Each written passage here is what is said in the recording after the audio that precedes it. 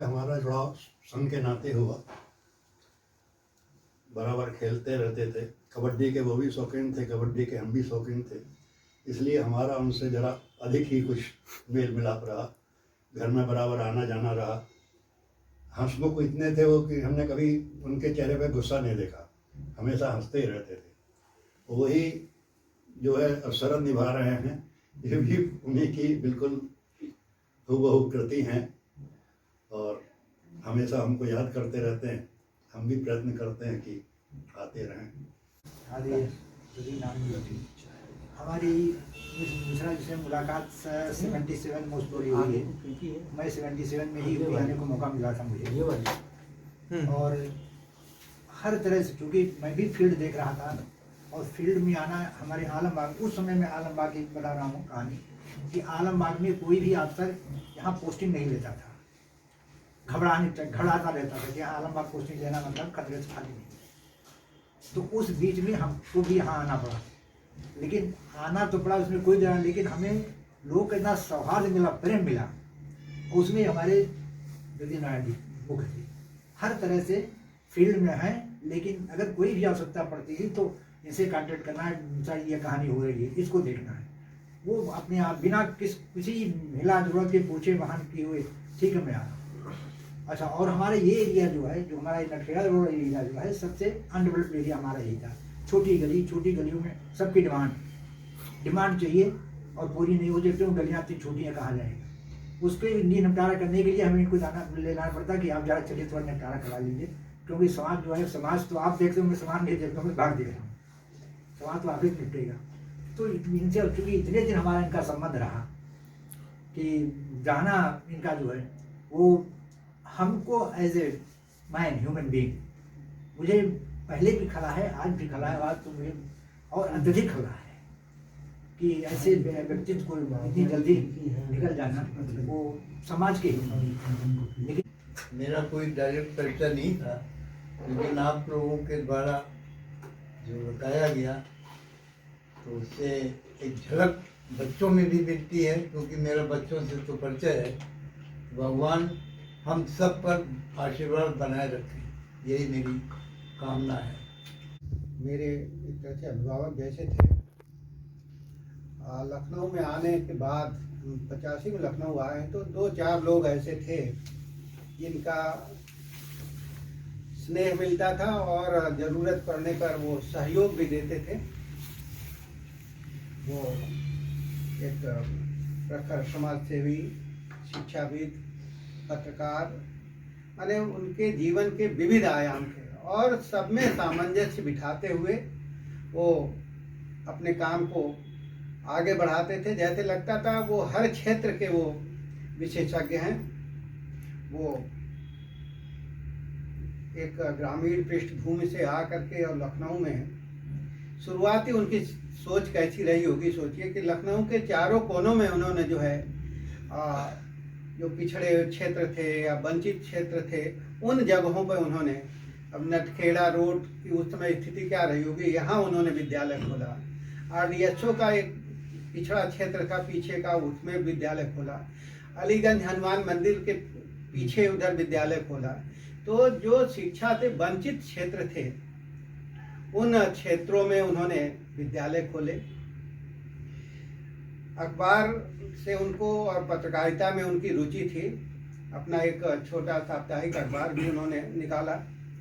लेकिन अपना अखबार तो चलाते थे, लेकिन हर बड़े अखबार के संपादकीय विभाग में उनके 10-5 लोग मित्रवत संबंध रखने वाले थे।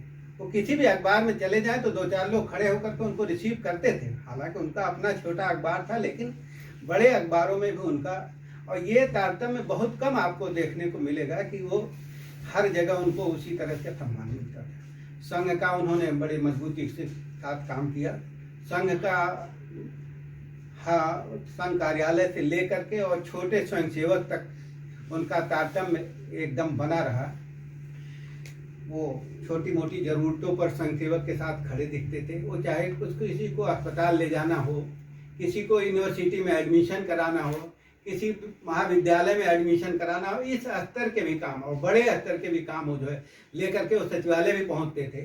ये एक प्रवासी लोगों का क्षेत्र था, एक तरह से आलमबाग क्षेत्र।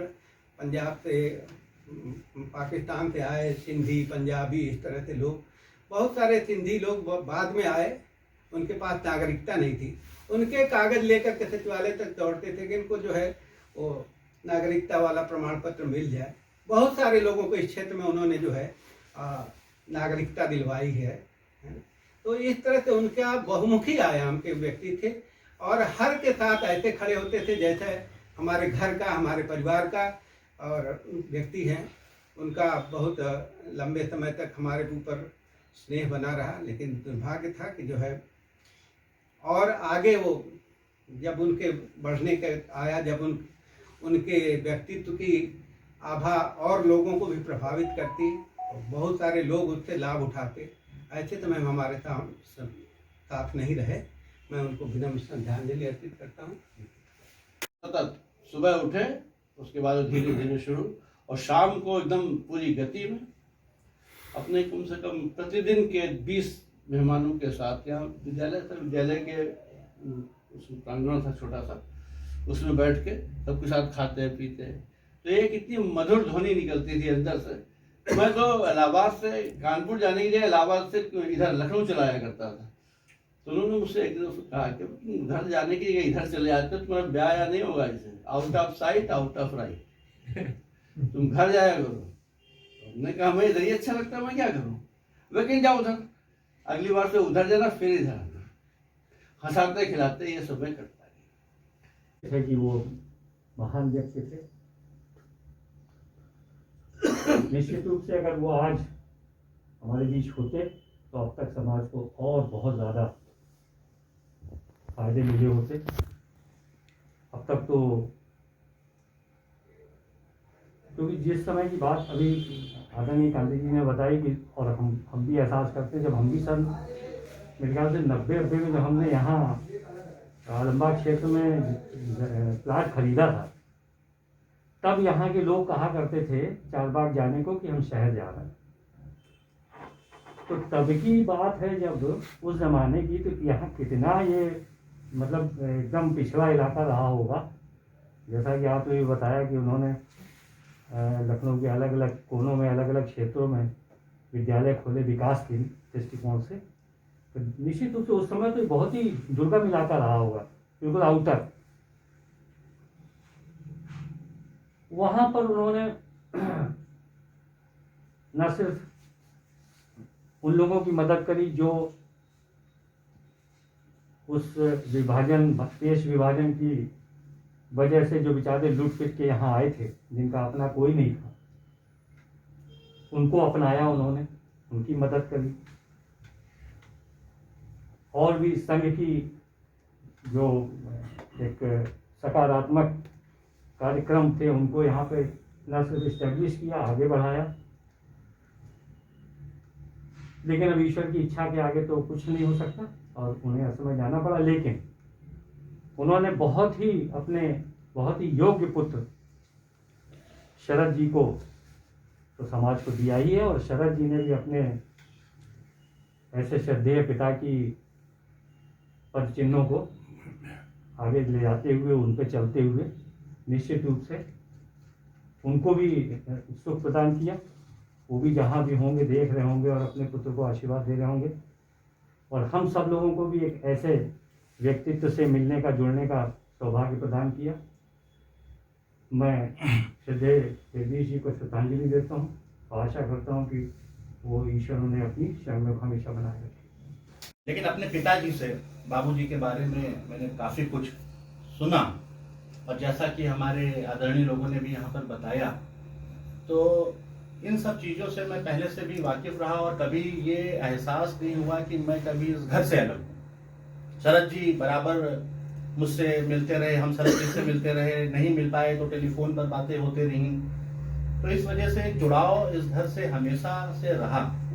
और बाबूजी तो एक ऐसी विभूति, महान विभूति, जिन्होंने समाज को सिर्फ दिया ही दिया है। आज भी कभी अपने लिए समाज से कुछ लिया नहीं, ये वो महान विभूति हैं और उस समय जिस समय जो स्रोत नहीं होते थे, सोचिए कि आज तो हम लोगों के पास मेट्रो चल रही है, आज तो हमारे पास बड़ी बड़ी सेवाएं चल रही हैं, यहाँ से पीजीआई जाना और लोगों के लिए करना, तो हम लोग अगर उस जमाने में जाकर के कल्पना करें तो ये एक बड़ी बात थी। आज तो हम लोग अपनी कार उठाई और पहुंच गए, किसी को गाड़ी पे लेटाया और पहुंच गए। सोचिए उस समय जब ये लेकर के जाते होंगे और पीजीआई के अंदर इतना बड़ा क्षेत्र जहां पर ये ऑटो रिक्शा वगैरह भी नहीं चलते होंगे, तो सोचिए उस जमाने में इस तरीके से समाज को देना, गरीबों के लिए करना और पिछड़ों के लिए करना, विद्यालय बनाना, गरीब बच्चों के लिए उनकी पढ़ाई के लिए, ना जाने कितने उस विद्यालय में पढ़े हुए लोग आज किस क्षेत्र में पहुंच चुके होंगे, तो कितना इस समाज को दिया। और मैं तो जब शरद भाई को देखता हूं तो लगता है कि कैसे, बिल्कुल जैसे एक कहावत है, तो मैंने सुना कि बाढ़े पूत पिता के धर्मा, तो वैसे ही हमारे शरद भाई बिल्कुल हंसमुख, और जब इनका चेहरा देखता हूं तो लगता है कि बाबूजी की एक छवि सामने आती है। तो ये चीजें रही हमेशा से, कितना लगाव और जुड़ाव रहा। शायद कभी सौभाग्य मिला होता, मैं आता और मैं बैठता, तो मैं भी ये चाहता हूं कि बाबूजी के बताए हुए रास्ते पे अगर हम लोग चल सकें, इस समाज को कुछ दे सके। आज तो बस ये है कि हम समाज से लेके आ जाए, अपनी जेब भर लें, और समाज के प्रति हमारा दायित्व क्या है इसको हर कोई भूल रहा है। तो समाज के प्रति हमारे जो कर्तव्य हैं, अपने अधिकारों की बात तो हम सब करते हैं, लेकिन कर्तव्य क्या है समाज के प्रति, ये बाबूजी से सीख करके हम लोग उनके बताए रास्तों पे चल सकें। ये हमें अपनी शिक्षा ग्रहण करनी चाहिए और आगे बढ़ना चाहिए, और बाबूजी के बताए हुए रास्तों पे चलें। यही हम लोग चाहते हैं और यही हम चाहेंगे कि समाज को कुछ दे सकें, समाज से लेने की बजाय। बाबूजी के चरणों में प्रणाम। कोई भी चीज करने में पहले आशीर्वाद हम लोग लेते थे, तब जो है कुछ होता था। एक छोटा सा दो घटना बता रहे। एक बार मैं एनसीसी के लिए आया कि अंकल जी शरद को भेज दीजिए, हम लोग के साथ एनसीसी में सिलेक्शन है। यही बुचड़ी ग्राउंड में गया था, कहे नहीं यार वहां नहीं भेजना। लेकिन एक चीज उनके में बड़ी अच्छी थी कि अपनी बात को कैसे नहीं कहना है उसका तरीका था उनके पास, कि हम भी संतुष्ट वो भी संतुष्ट। ये बहुत बड़ी चीज थी। इसी प्रकार हम लोग जब हम लोग स्टेडियम में खेलते थे, केडी सिंह बाबू स्टेडियम में, तो आपका चयन जूनियर नेशनल में हुआ था। मतलब ये बहुत बिरला कुछ लोगों का होता है। सब लोग खोजते हैं कैसे अप्रोच करके हमारा हो जाए, हम चले जाएं, लेकिन इनका अपने आप सिलेक्शन हो गया था अच्छे में। तो अलबत्ते मेरा सिलेक्शन नहीं हुआ था उसमें, मैं भी साथी में था, है ना। तो हम लोग इनसे कहे यार जाओ, तो बोला नहीं मुश्किल है, जाओ पापा को समझाओ।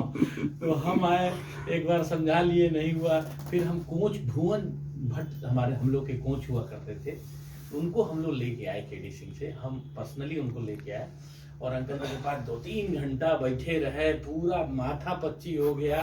चाय कई बार पी लिए हम लोग, पिला दिए अंकल जी ये खाओ वो खाओ, लेकिन अपनी बात से वो कैसे, ये भी नहीं कि सीधे सीधे बोल देते, पर पूरा ऐसे करके बोलते थे कि मतलब अब तकलीफ भी नहीं होती थी और उनकी बात अंदर जहन में समझ में भी आ जाता था कि मतलब वो क्या कह रहे हैं। तो ऐसे वो आत्मा थी, ऐसे वो मतलब हस्ती थी। अब उनका वर्णन करना तो बहुत मुश्किल है, इस जमाने में बहुत कम लोग मिलेंगे। तो उनका श्रद्धा सुमन है उनके उसमें।